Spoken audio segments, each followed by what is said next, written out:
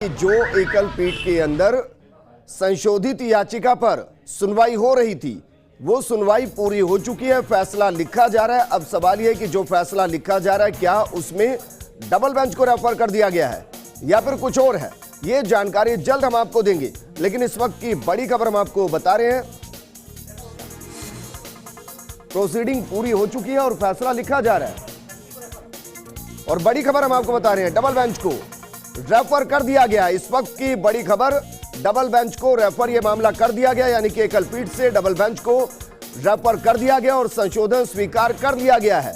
यानी कि जो संशोधित याचिका थी उसको स्वीकार कर लिया गया है और इस पूरे मामले को अब डबल बेंच को रेफर कर दिया गया है। इस वक्त की बड़ी खबर, डिवीजन बेंच को मामला रेफर कर दिया गया है। तो यानी कि जो याचिका थी जिसको संशोधित करने की बात की गई थी, उस पर एक बार फिर से सुनवाई हुई। सुनवाई के दौरान बहस हुई। बहस के बाद फैसला लिखा गया और फैसला लिखते हुए डिवीजन बेंच को मामला रेफर कर दिया गया है। इस वक्त की बड़ी खबर हम आपको बता रहे हैं। मेरे सहयोगी ऋतुराज मेरे साथ लगातार बने हुए, वापस उनके साथ जुड़ने की कोशिश करेंगे, लेकिन बड़ी खबर हम आपको बता रहे हैं।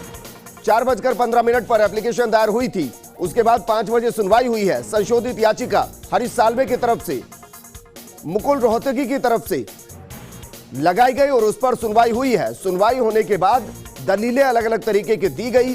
दलीलें जो हरीश साल्वे उनकी तरफ से दी गई और उन दलीलों को अब मान लिया गया है। डिवीजन बेंच को यह मामला रेफर कर दिया गया है।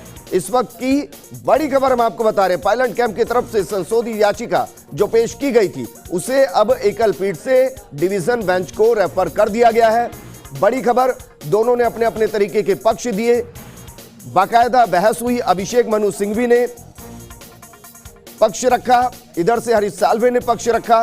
दोनों की तरफ से अलग अलग तर्क दिए गए, लेकिन जो संशोधित याचिका है उसको स्वीकार कर दिया गया है। एकल पीठ के समक्ष ये मामले की सुनवाई हुई और अब इसे डिवीजन बेंच को रेफर कर दिया गया है। यानी कि अब इस मामले पर जो सुनवाई होगी वो डिवीजन बेंच के अंदर होगी। इसके लिए बाकायदा डिवीजन बेंच का गठन किया जाएगा और गठन होने के बाद किस किस को पक्षकार इसमें बनाया गया है, ये भी अपने आप में एक बड़ा सवाल है।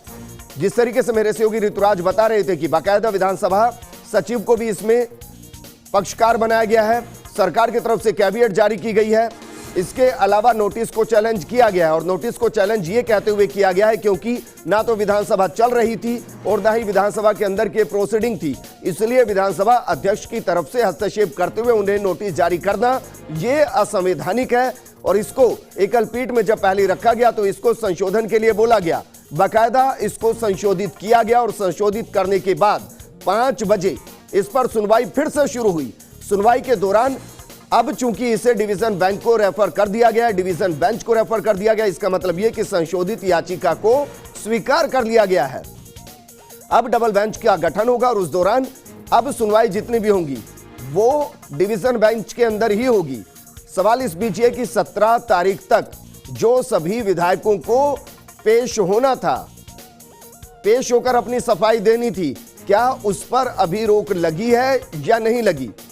क्योंकि यहां से पेचीदगियां बढ़ जाएंगी। अगर उस पर रोक नहीं लगी और विधानसभा अध्यक्ष ने 17 तारीख के बाद एक्शन लेते हुए सबकी विधायकी बर्खास्त कर दी तो फिर क्या होगा? बहरहाल इस वक्त की बड़ी खबर हम आपको बता रहे हैं, संशोधित याचिका पेश की गई पायलट कैंप की तरफ से एकल पीठ के समक्ष। ये सुनवाई हुई और सुनवाई होने के बाद इसे डिवीजन बेंच को सौंप दिया गया।